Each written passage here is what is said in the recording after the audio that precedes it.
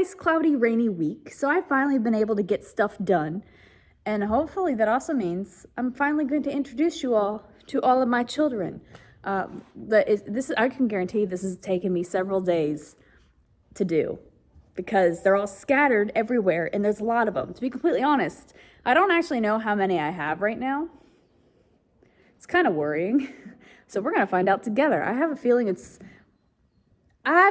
probably less than I thought, which is impressive.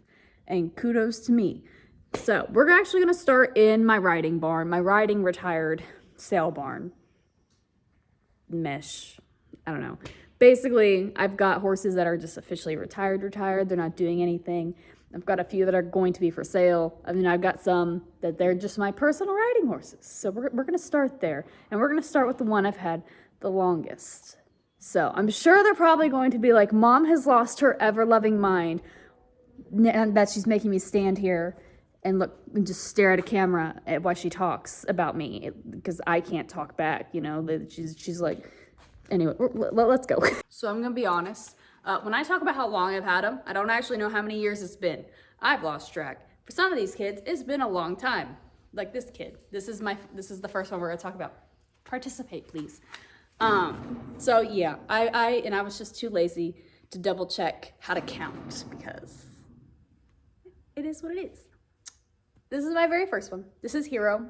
I got him the summer before I went to college because I wanted to run barrels. And the barrel horse I was using at the time, it was a lease horse and my lease was up. And then at the same time, I had bought another off-the-track thoroughbred to run barrels with, and he died of a heart attack in the field after I'd only had him for like 3 weeks. So that sucked. And then at the time I was like, I really don't want to buy another one, but I couldn't find anything for lease. And so, you know, college me had the bright idea to, yes, let's go back to the racetrack and buy a $400 thoroughbred. And so that's how he became. Honestly, it was more expensive to ship him than it was to buy him. So I've had him since college. We ran barrels. I didn't end up actually running barrels in college. I ended up dropping out of college. So that whole idea tanked. But he was a really good confidence builder. We've had a lot of fun. We've kind of done a bit of everything. Done some dressage, Western pleasure, a lot of like the ranch riding stuff, barrels. Yeah, trail riding, cows. And he's just kind of been all around. He doesn't jump. That's one thing he doesn't do. Just kind of been the all around kid. He is kind of now, he's not exactly the prettiest built horse I've ever owned. So he ended up, the older he got, he ended up having quite a bit of issues with his hocks and his stifles. And it kind of got to the thing of like, do we just inject him every month or just lower his workload? And so the option we decided to go with was just lower his workload. So nowadays I kind of just use him to check fences. He ponies, I use him to pony things, occasionally pull him out for like a little fun day ride. He's just vibing. He's just enjoying life with his best friend. Am I salty to you? He's like, yeah. Apparently, when someone calls you when you're videoing, it takes away your audio. Did not know that. So we're gonna have to redo this. I deeply apologize. Come here really quick. Hi, I apologize. This is Bellamy, or Bell. He's had many names actually since he's been with me. He's also been known as Satan, or Diaval. So he's been with me for a while. I got him, I think about a year after I got Hero. Right, they weren't too far apart. Basically, when I got Hero, right when I was going into college, I dropped out of college not long after, and that's when I got him. He has like the world's longest, most pitiful story ever. So to cut the super long story short, originally he was in a neglect situation and somebody found him. And originally he was supposed to go to someone else and they were like out of state and they said, he's not gonna survive the trailer ride. We can't take him. So someone local stepped up and said, I'll take care of him until I can find him a new home, seeing you're not gonna take him. So they did that. And a friend of mine at the time saw him, fell in love. And so she took him after he was safe enough to travel. Unfortunately, what weight he had gained while being properly rehabbed, he lost with the friend of mine because she did not refeed him properly. So after a while, she had sent him to me for training. And when he got to me, he was like skin and bones. Like, he was a walking skeleton. I was like, how did you even survive the trailer ride? I don't know. So I called her. I was like, I can't train him like this. He needs a significant amount of weight. So I was like, it's going to take a lot of time. We spent about 6 months putting weight back on him. And I had also started very lightly putting him into work. A lot of it was like in hand stuff, or like me bareback walking him just to get him used to stuff. Okay. And in that time period, my friend was like, I can't pay bills anymore. I don't know what to do. We can't sell him, obviously, in this condition. Like, I don't know what to do. And so I said, I like the horse enough. I will take him in substitute of your bills, because she owed board, feed, vet, all that crap at the time. So yeah, I know. So I took him, and as all the weight and stuff was coming on, I was like, holy crap. This is actually a really nice horse. This is probably one of the nicest horses I have ever sat on. Yeah, you are. Fancy son of a gun, can jump anything. I was like, this has upper level adventure written all over him. And it got to the point, unfortunately, because he's not an easy horse to ride, very forward, very sensitive, very picky about things. So it got to the point, I was taking lessons with him, and I was just like, I'm going to ruin this horse. Being realistic, I was like, if he does not go to a better rider than me, then I'm going to completely ruin him. I'm going to mess him up. And so I did what I thought was the right thing at the time, and I started looking for a new home for him. And I sold him to a home after he had been on the market for several months, because I was trying to be picky about where he went. And I thought I found a phenomenal home that wanted to use him as a show jumper, and I was like, yeah, that works too. And how long were you up there? 4 or 5 months? Something like that. He left at a body score of 6 when he was with me, which is phenomenal. And you were what, a 3? 3.5 maybe? Something like that when he got back. Yeah, so he was up there for about 4 or 5 months. I suddenly get a message, and they're like, he's coming back, now. I was like, okay. And he was skinny, he was sad, he was sick, he was lame. I don't know what happened. They claimed that he got sick and got hurt up there, but that he also hurt a trainer or a kid or something. I don't know. They were all sketchy about the whole situation. So he came back home. I've rehabbed him again. That was the whole thing. And after that, when he actually was fine to ride again, is when I realized that they had ruined him completely. They had ruined his confidence. Don't walk away, please. I know, we're talking about you. They had completely just ruined his confidence in general. So it got to the point where I was I had already thought I couldn't ride the horse well enough. And now that he was like a ticking time bomb, I was like, no, I definitely can't. So I sent him out to trainers. I leased him. I sold him. I was completely honest with everybody. I was like, look, this is what he does. He left and came back home 6 or 7 times after that, to tell you, I was me being as complete honest as a human being as I could, and telling trainers and other people who were like, I love problem horses. I was like, here you go. No. So finally I gave up, and I was like, screw it. I was like, people are just putting this horse's talent before his mental state. Because when I say this horse is stupidly talented, again, probably one of the most fanciest, best horses I've ever sat on. So unfortunately, mentally, it just takes him a while. So I said, screw it. And I was like, I'm just going to show him myself. I'm just going to keep him, ride him. We'll probably never get out of the lower level beginner novice, but hopefully just me and him can have some fun. Took us 2 years to freaking finally step foot in the show ring, right? I was so excited. 2 weeks before our first recognized event, what do, sir? Sliced his tendon out in the paddock because he overreached. I literally saw it happen. He was just galloping through the field, and I watched him overreach and step, and he sliced his tendon with his foot. And I was like,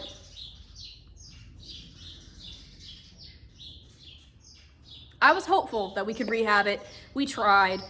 He's pasture sound, and if I want to go on a random Sunday hack and just walk and jog around, yeah. Is he sound for any heavy or medium work? No. So now he lives his life as a glorified pasture pet and to be the bane of my existence. And he's Hero's best friend. So they kind of just vibe. I figured they get to do their own thing. They're about the same age. So they'll just live life until it is what it is. This is Sheba. This is my only riding mare that I have, which is a really shame because I actually really have a preference for mares, especially when it comes to riding. Are you gonna be snorty again? She's like, yep. So I saw her listed for sale on Facebook one day. I was just like scrolling through and I looked and I was like, oh my God, I am in love with her. I want her. She's a teeny tiny little chestnut mare. Where are you going? Anyway, teeny tiny chestnut mare. I'm in love with her. I want her. But at the time, I had Hero and Bellamy. And then I had also had an older retired horse at the time as well, who, you know, she was almost 30. She was just vibing, living her best days. And I also had actually another eventer up along with Bellamy. And so I was like, I have 4 horses. I can't bring another horse. Do not knock down the tripod. Come back. I was like, I can't afford another horse. I would love her, but I can't. Goodness. Yeah, I know. Look at us now. So I was like, dang, that really sucks. And then ironically, 6 months later is when I sold Bellamy. And I was just like, oh, I technically have a spot available, but I really shouldn't. And I thought about it for about 2 months after that. And I finally reached out because she was still racing at the time, so she hadn't sold. And so I reached out to the trainer, who also happened to be the owner, and I was like, hey, I know you listed this mare for sale like several months back. Is she still for sale by chance? Because at the time, I couldn't take her, and I really wanted her, but I couldn't take her, so I didn't want to bother you. But now I do have the space. I was like, is she available? And she's like, yes, she is. She's actually entered in a race this week. She's already entered. She's like, if you don't mind, can I just run her one last time? She's like, no one's gonna claim her at this point. And then as long as she doesn't, you know, it's nothing, you can have her. I was like, yeah, sure. And so like 4 days later, she was on a trailer to me. And so that's kind of been how I ended up with her. And come here. She's my favorite. I love her so much. She actually does love me. And we've just been together ever since. She predominantly does barrels. She keeps trying to eat my water bottle is what's going on off screen. Predominantly does barrels, also does quite a bit of dressage. She's beautiful. Look. She's actually very not prettily built. She's very, very short. She's only about 14.2-ish. So you are. Don't give me a look. Only about 14.2. She is over at the knee and she toes in. So she, like, when you look at her, you're like, yeah. But she moves through it beautifully. She's also a really, really beautiful jumper, but she doesn't like to jump. So I tried it a little bit. I was like, do you want to be a jumper? And she was like, no. And I was like, okay. That was kind of that conversation, wasn't it? Yeah, you especially did not like eventing. We tried cross country a couple times. Pretty sure I almost died. Yeah. So but she really loves barrels and she'll tolerate dressage. So that's kind of just, please don't do that. So that's just kind of what she does. She likes the reason why I say she'll tolerate dressage, but she prefers barrels is the atmosphere predominantly. When you take her places, when you take her to a barrel race, when you take her to a barrel race and there's, the loud music, there's kids running around, there's dogs, there's people with food, and it's loud. And she's over there taking a nap by the speaker, and just watching everyone do their stuff. She's just there. She has her fun. When you take her to an English show, she kind of she just sits there at the trailer with her ears back, she hates everything. So she likes to go to the barrel races, and she just watches everything. And so I just let her. She's licking the heck out of this wall. That is what is happening at this point. We were exploring too much, so I had to go get the rope. But now we're just being mouthy. Anyway, this is probably the only not thoroughbred you're going to be seeing on this page, probably ever. Thank you, sir. This is Taki. He's a warm blood. I really don't know much about him, so don't ask too much specifics. I just know that he's a warm blood that originally came from Argentina, that went to Mexico, that went to Florida, that came here. And that right before me, he was a kids hunter, and he was fired from that job because he was not taking care of his kids. So now he's here. And actually, he'll be with me officially in September for about 2 months, end of September for 2 months. And the entire reason he even showed up here, because I was like, I've always been a thoroughbred only person. Like, I've had other breeds. One of my favorite horses I've ever had was a draft paint cross. So, you know, but like, I don't know. I've only ever had thoroughbreds, right? Anyway, a friend of ours was like, apparently talked to my dad, and he was like, your daughter rides, right? And he was like, yeah. And he was like, we've been having a really hard time finding a home for a horse, for my kid's horse. Does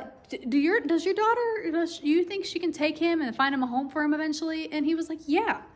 And then I never got any information outside of that. And here's the thing. The same week that he came home, I had secretly brought home a homebred that needed a new home. And so I brought him home.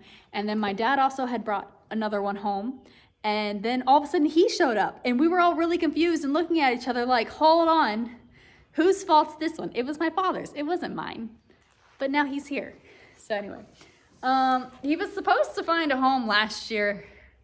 Didn't really pan out. He really kind of he didn't really know how to be a horse at first. I just don't think he was getting a lot of turnout and a lot of herd time. So that's what he did for the first several months. And then spring, summer came along. He started going back into work. He was, really nice, really fancy. I found a couple little things that I was like, oh yeah, okay, this was a problem. Was working through that, and then he had an incident called what I call the grandma incident, where he fell in love with my grandma horses that we had decided to turn out into my big field. And he didn't want to be caught for like 3 weeks. It was a whole thing. And so I had to put him in a single paddock. When I finally did catch him, put him in a single paddock alone for like a month, and he was not happy about that. And yeah, now he's finally back out with the herd and everything. Like, that whole situation was fixed. But it kind of like put us back a little bit, and that winter sucked, and now we're back into work, and he's actually done a lot better. You were very mouthy today, though. This is not like a great video to show off that you're actually a good kid. Oh, okay. Anyway, but he's come a long way. He's still got a couple little, bad habits that are typically under saddle. I definitely probably would not sell him to a kid again. But just kind of someone who understands, hey, he's a solid little horse. He's just got a couple little things. It's a horse. They have their own thought process. I think he's only got like one more little box that I need to check off on him before I actually list him. But hopefully, yeah, we will find you your person soon. I'm sure you're probably so sick and tired of me. He's like, this child does all sorts of weird stuff. She doesn't really ride me properly. She rides me like a floppy monkey. I do. But it's okay. Mwah! Sometimes. Mr. Impatient Noodle Neck lost the privilege to be free. So you get the rope of shame. Yeah. Anyway, this is Flashy. He's actually not mine, but you all will be seeing him a lot. Where are you going? So I figured I'd introduce you to him anyway, because he will also eventually be looking for a home. He's looking at the dog. He's very invested in the dog. Anyway, you prick. This kid, he technically belongs to a client. And they had actually bought him as a weanling with the intent to resell as a yearling. But that was when COVID hit and everything went to crap. And so, yeah, he didn't end up selling. Ugh, turn back, please. Oh, I'm so sorry, I didn't scare you. Anyway, so yeah, he didn't end up selling. So they raced him themselves. There was actually a lot of excitement, and everyone was really excited and thought he was gonna be a really cool racehorse. He's actually great. He's actually, you know, greatest takes place. Are you great at stakes placed or just stakes placed? He was third in a stake as a 2-year-old, right? So there was a lot of talk. Everyone was really excited. They thought he could be something cool. Thought he had the potential to even be a stallion. Well, he's here, so that tells you how that finished out. He retired sound and everything. He decided he didn't want to do it. And we were like, okay, that's fine. So originally the plan was to try and make him, he's trying to eat my shoe again. The original plan was to make him a hunter for their daughters, and so I was like, okay, in that case, I'll just give him winter off and I'll just start him up in the spring. No big deal. And we'll give it a shot. Well, I guess there was a conversation that did not involve me. They decided, you know what? With everything that's happening, they're like, why don't you just actually find him a new home? Instead, because like we were talking with the trainer, we don't really think our daughters will handle him. I was like, that's fine. In all honesty, I didn't think he was going to be a hunter anyway, but I was like, I would have been willing to give it a shot. So I told him, I was like, well, listen, if that's the case, he didn't winter too well because he ended up having an issue with a tooth, had to deal with the tooth. So I was like, it's going to take him a little while to bounce back. So I'm going to baby him into spring and then hopefully get him showing in the end of summer, fall. But I'm probably not going to list him for sale until next year. So me and him are gonna play around, do some eventing for a little bit, hopefully. Just put some show miles on him before I find him a home. And they're like, okay, cool. So that's why you'll be seeing him. What is today? I would like to take him to his first show end of July, middle of August. He's come around really, really nicely. He's done really well. We need a little more work on kind of just relaxing in some places. And we need a little work on the canter. But he also is like in the process of putting real muscle on. Like he's got a noodle neck right now because, he's learning how to carry himself properly. You're slipping. There you go. And so, that's all part of the process. Some horses are bounced and figure it out much quicker than others. It's okay. We just vibing for now. So hopefully we'll take him to just probably like a little dressage show, start putting miles on him. Yeah, that's kind of all I got, but he'll eventually be for sale. So if you're hopefully looking for I think he'll be an excellent eventer, potentially show jumper. So if you're going to be on the market eventually, he will be there. Probably not till next year though. I wasn't really sure where to put him in this list because technically I've had him for his entire life. But at the same time, I was like, he didn't actually technically retire into December, which is when he officially became mine. So I figured, I was like, because I was trying to do this in order of how long I've had everybody. So I was like, I'll just put him when it became like official. This is Akashi. You can't really see his head because he's more entertained of looking up. So yeah, he officially kind of retired in December of last year, but we have had him like his entire life. He was born and raised with us. I actually sold his brother 2 months ago, something like that. His brother was here in the same barn, had retired and everything. And I found him a home with a little girl, and we still have his mom. We got his brother. His mom is pregnant. Like, we know where all the siblings are. So, but him, when he was born, I think he was like only like 12 hours old.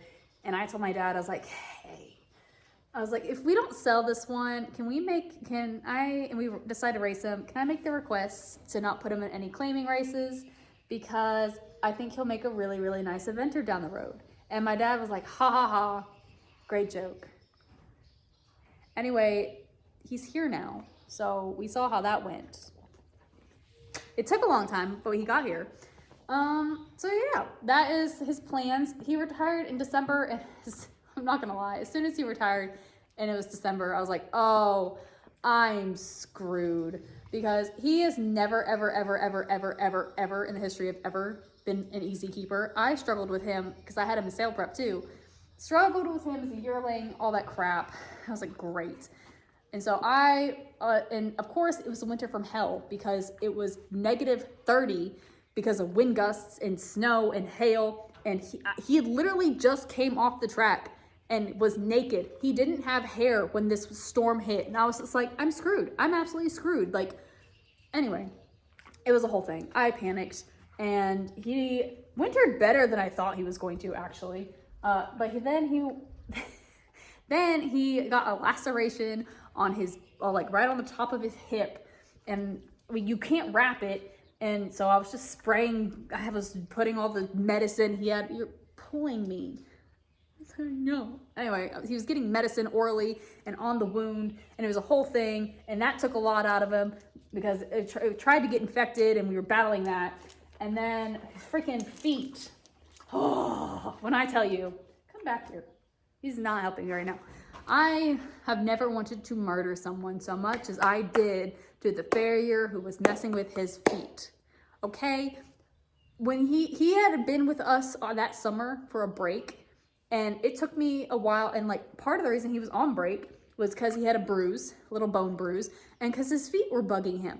When I tell you, I worked on his feet for freaking months, and I got them going in the right direction when I sent him back to the racetrack. And I told the trainer, I was like, be careful with his feet. I just got them back to what they're supposed to be. What does he do? Ignore me. So, he basically I've been starting from scratch. We are about 2 trim cycles away before finally being on the right path, right? Because you have to wait for all the new hoof growth to come down. And me and my farrier, I flat out told my farrier when he retired, I was like, look, I got a really big project for you. It's gonna be ugly. We're gonna hate every step of this until we finally get on the right path. We are 2 trim cycles, yes, away from finally being there. So I've been redoing his entire feet. He's barefoot. It's been a process. Not happy. So between his feet, he had the laceration. He did this stupid thing to his head. So now he's got a permanent new bump. What else did you do? Because you did a lot. He tried to kill himself several times. He is a walking, and he's got a bite mark there, bite mark there, bite mark there. Him and Flashy have been having a ball. Okay. What else did you do? You did something else. Oh, then he got a cough at a point in time. So, winter was not his best thing. Then he lost all of his hair. That was another thing. He's got random patches of long hair right now. And the entire reason he has random patches of long hair is because that is the spot where he lost his hair in the middle of winter and was completely bald. So it was, let me tell you, as soon as they told me, he was like, oh yeah, it's December. We're going to retire him from racing. Don't bite me. Rude. We're going to retire him from racing. I was like, can't wait. Like, couldn't we have done this like a couple months earlier? Or couldn't we have waited until like spring? I was like, why do we gotta do it now? Anyway, so I was a stressed child. It's fine now. We've got it covered. He is not going to look the way I want him to, unfortunately. You're gonna knock yourself out. You have the hard end of that rope if you start swinging that. He'll be exactly what I want him to look like by fall. And that's more than likely what I can start doing finally, like little stuff with him. But let me tell you, for someone who freaking advocates for the fact that, I swear to God, these horses, like his brother, for example, took him off the track and could ride him bareback in a halter, no problem. Never was an issue, never had feet problems, never a hard keeper. Like, none of these other kids here have been an issue. And then my own personal child is like the walking stereotype of a freaking, all the the bad crap an off-track thoroughbred gets. I have spent so long talking up the breed and being like, they're not their stereotype. And then my kid is it. So anyway, he will be around hopefully forever and ever. I have no intention on ever getting rid of him. He is going to be my next eventer. You are slowly chewing that rope, and that's not a good thing. So yeah, he will not be showing at all this year. We have got a little bit more to go with your body, predominantly just your feet. But I have a feeling that we'll have a lot of fun, and you're gonna love your new job so much starting next year, hopefully. Sound like a plan? Ow! He's like, you took my toy. Oh, okay, I guess that was better than you biting my arm. Didn't appreciate that. Anyway, my ill-mannered child. I swear, not all of my children are ill-mannered. It's just him. It's okay. Anyway, I think, who should we move on to next? Should we talk about mares or racehorses? Let's do mares. The mares with the babies, because that will help me travel into my racehorse talk. You're a prick sometimes, yeah? Okay. Hi, yes, everyone is coming to me that is not my personal mare. You are not my mare. You are also not my mare, but hello, my love. How are you today? Oh, I love you too. Thank you. Neither of you are mine, though. So this is my youngest brood mare. This is Rue. She's also the one that I've had the shortest amount of time. How long have you been here now? 2-3 years? Something of that nature. Now, I only actually have like a leg of her. I own her in a partnership with like 4 other people.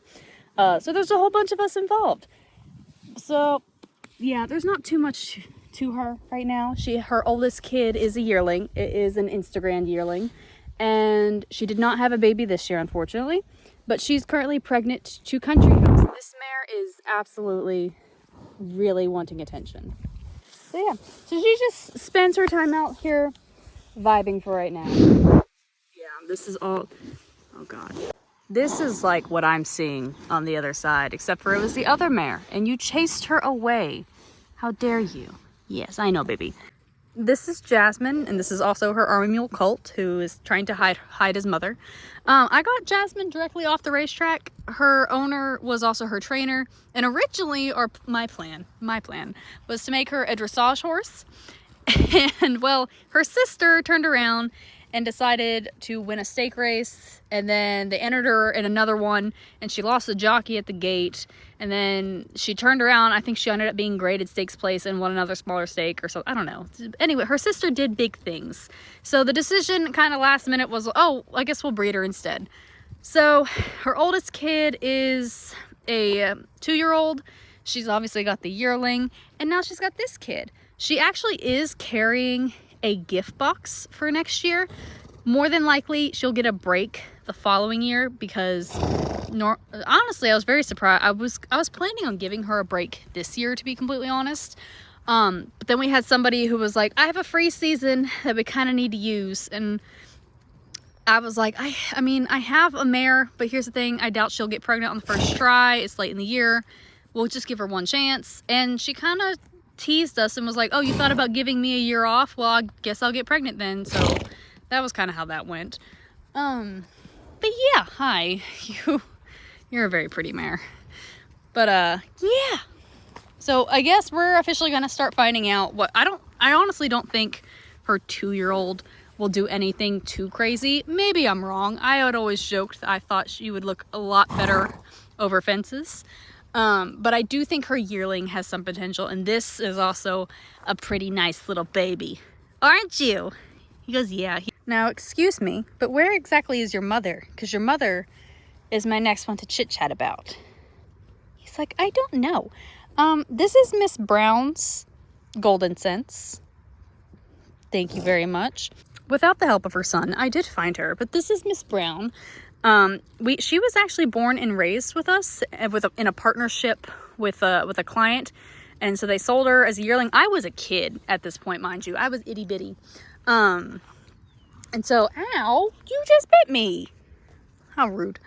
Anyway, so we follow all of our horses when they go to the racetrack, and so we had followed her entire career. I think we retired her at the age of 8, something like that. 8 years old. She raced like 70 something times. She made like 400,000 at the racetrack. So she was a hard knocking gal. But her sister, my dad actually owned the sister. Do not bite me. And she had been a phenomenal broodmare for him. And so I kept seeing her in claiming races, and I was just like, I don't really need a second broodmare, but you know. Anyway, so I actually lost her in a shake 3 freaking times before I got her. For those who don't know what lost in a shake means, when they enter claiming races, all the horses are basically for sale. And if multiple people put their information in to buy that horse, they'll basically shake on it. They'll shake up the names and see who wins. And we lost her 3 times before I could finally get her. And so I do own her in a partnership. So because the partner doesn't ever really want to race, pretty much all of her kids, unless I buy out the partner, will be for sale and not for racing. So she's got an Instagram yearling. She's got this kid who, what are you? A Golden Sense. Again, with the biting. Golden Sense, and she is carrying a Maximus Mischief. So yeah, her oldest kid is 2. So but more than likely, after the same thing as Jasmine, after this year, she'll get a year off. Yeah, you come back to cause more trouble. He's like, absolutely. Not gonna lie, it's like really awkward doing this in daylight hours when people are here, because I constantly feel like someone's just gonna walk in the barn and just be like, what are you doing? I don't know what I'm doing. I'm just here. Anyway, let's talk about my final broodmare, who is technically my very first one. This is America. Bless you. This is America. I bought her from the Kingland November sale like 5 years ago. Ironically, it was right before, I don't even remember, something happened. But basically, I had been talking to a girl next to me who didn't know too much about the sale, and she was like, I do more of the jumper stuff. She goes, can you buy jumpers here? I was like, yeah, of course you can. I was like, there's a whole bunch, especially at this point in the book, that will be like for $1,000, or like will be a no bid, and you can definitely go offer them this much money if they don't sell. She happened to walk by going up. I saw her, thought that was a pretty mare. She was in the ring, and I heard them say her pedigree, and then I watched her, and she was a no bid. Goodness, she was a no bid. And then I watched her come back down, and I had actually told the girl, I was like, that's actually a mare that you could go make an offer on. I was like, granted, I don't know how she vets, but like, you know, she was no bid. And like, not even 30 seconds later, here comes my father, and he was like, do you have $1,000? And I was like, yes. He's like, good, go buy that mare. I was like, okay. So that was how that entire thing played out. So she's the one I've had the longest. She has a 3-year-old, a 2-year-old, does not have a yearling, and then she's got this kiddo. This is her Tom Stay Tough filly. Excuse me, ma'am. You can't see as well when you're in the stall. There's only so much room. But she looks like everything else she's ever had. Plain bay and a filly. Yeah, I don't complain about that. I like my fillies. So I'm actually going to use her to kind of catapult into my racehorse section, because her first 2 kids, her 3-year-old and 2-year-old, I actually own as my racehorses. She goes, I don't really know what I want, but I do want something. I'm assuming it's going to be the butt scratches. So her 3-year-old daughter is a Moor Spirit, which is Peach. She's one of my racehorses. And then also her 2-year-old daughter, who is Mikasa, is also one of my racehorses. Now, Peach has made her first start and everything. I'll be honest, I just want her to break her maiden at this point. I don't necessarily expect anything too dramatic, and then in the end, I'll just make her an eventer. Mikasa, we still got some hopes for. The trainer really likes her. Hi. But those 2 are actually currently at the racetrack, which is why they're not available for viewing. Do you really? Oh, yes. When I tell you every single one of her kids are like this, every single one of them are. You're gonna break the door though. My ladies are currently at the track. He is currently here. He actually heads back to the track on Monday. He's been on vacation for quite a while. Your vacation's over. He's like, thank God, I've been so bored. You've been bored out of your skull. But this ain't straight. Rude. This is my very first racehorse. It was an accident, complete accident. Mikasa was supposed to be my first racehorse. I don't know where that plan went out the window. I had decided, like, in utero, I was like, she's gonna be my very first racehorse, and then things happened. Anyway, the whole story on him as he chases everybody. He was a yearling when he came. He came with his mom and his sister at the time, who was on the mom's side. He had a surgery in California. Literally everything that could have gone wrong with the surgery went wrong. Well, the leg got infected, it didn't really do anything to fix the issue. I don't know. It was a whole thing. And so the decision was made to send him here. They said, if your vet thinks he can get it under control, fabulous. Maybe we'll take him to the sale if the knee looks better. If not, then you know, we'll just go by and see. And the decision was actually made to make him like a regular riding horse, because the vet was like, yeah, no, you're screwed. There's no way we can get this knee pretty for the sale. And even if someone x-rays it, they're going to look at it and say, hey, there was a surgery here at a point in time and blah, blah, blah, blah. It's a whole thing. So the decision was made to just make him a riding horse. And he was a yearling at the time, and we had an odd number of colts. And so we said, hey, we'll just use him as a babysitter for the time being. Will you please stop playing with a dog so close to me? It's like, no. But anyway, we're like, we'll just make him a babysitter for the time being because we have an odd number of colts. And so that's what he did all summer. And I was just like, okay, cool. When the other horses leave for the racetrack, I will geld him and then move him into my backfield. I'll give him another year or so before I actually break him, because he was a pretty big kid. It was actually in this field with him and his buddy. They were just, you know, hauling butt around here playing, when we kind of got the thought process of, you know, his knee, the swelling is gone. There's no fluid. There's no heat. He's completely mobile on it. Like, he's good. Let's look at it. Let's re-look at it and see just what it says. And the vet was like, guess what? You're good. Like, if you want to race this horse, you're good. There's nothing stopping him. And so we talked to the breeder, and we asked the breeder, like, do you want him, like, because we hadn't officially changed papers or anything at that point. We're like, do you, like, officially want him back and try him at the racetrack, or what do you want to do? And they were like, you know what? Have fun. He can be your very first racehorse. Best of luck. Because they also still own the mom. So him going to the racetrack would be beneficial to them anyway. So they're like, you know, have a little fun with it. And well, like, he's obviously done phenomenal. He's been here for a break because he really needed one. Yes, and you were actually here longer than you were supposed to because your feet. Yeah, your feet took a little while. Feet needed a little rehab. You gonna eat my shoe? You gonna eat my shoe? Yeah. Anyway. But yeah, that's why he's here. So the whole plan for him, so long as he never gets claimed, he will race, and then whenever he's ready to retire, I will start him back over into a new career and find him a new home. Yeah. He's still a giant baby, if that's not clear enough. But he's been bored out of his skull. He is ready to get back into work. I kind of feel bad for him because he's been ready for a while, but his feet, like his hoof, needed regrowing, and it's a whole thing. So anyway, but I think, yeah. Are you so excited to leave on Monday? He goes, I have no clue what we're leaving on Monday. Yeah. You big dork. You still got such a cool face. This is Miss Brown's Instagram yearling. Hi. You got the cutest little face ever. He will be headed to a yearling sale later this year. Simply because, again, he's one I own in a partnership, and so they don't race. But yeah, he's not too bad. He's still a little short. I just wish he was a little taller. He recently popped an abscess in that left hind, so he's been a little salty about it. It's fine. Oh, are you coming to say hi? You know, I'm a little surprised. I thought you have caught up. I do give you credit for that, because he used to be a significantly tall, leggy horse.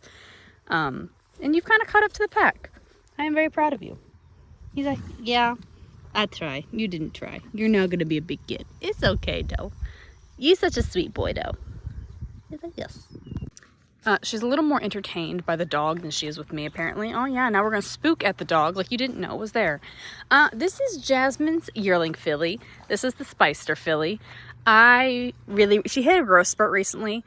In a couple months after we sale prep her, she's going to look totally different horse. I really, really like this filly. She's going to mature and fill out and look so perfect. Yes, you are. Yeah. Out of my yearlings, she's technically my second favorite. I really like Reuben. But I do also really, really like her too. She is one that if she doesn't meet her reserve, I would actually like to keep and race myself. But a lot of it is going to kind of depend on just how everyone else sells, because unfortunately horses are expensive and you kind of need money in order to keep them. So if the stars align, I will hopefully keep her for racing. Last but not least, we have Rue's yearling. This is her first foal, so far only foal. This is the little Instagram filly who's... Don't. How rude.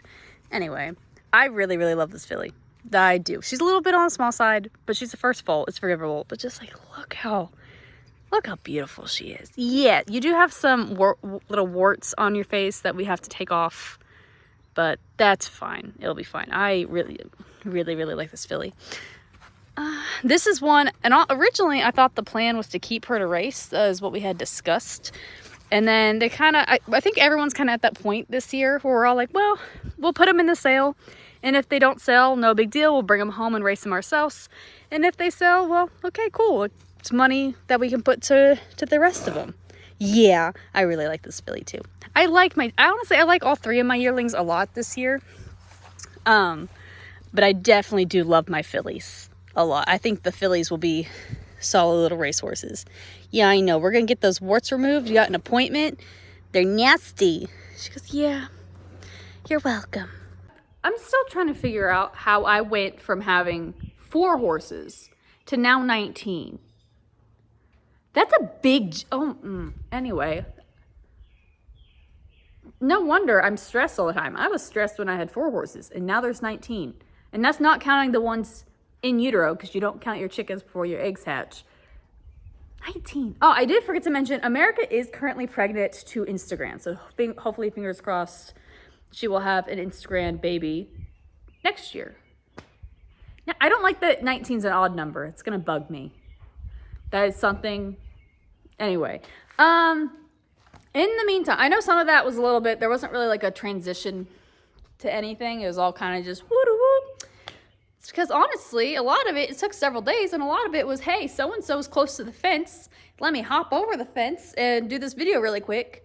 And then if anyone else happens to be nearby, I will grab them too. So it was just kind of chaotic. It was filmed very sporadically, as life is. Anyway, next, I know y'all didn't get an Ellis video because I was talking about doing a video for Ellis. It's because the power went out when we went to Ellis, and there was power out, and it was a whole thing. And I was like, I'm going to waste phone battery. Not going to do that. So now the next video should be, Peach is running Thursday. So hopefully that video will be out sometime this weekend. I should be faster now that I've got the hang of it and I've got plans in my brain.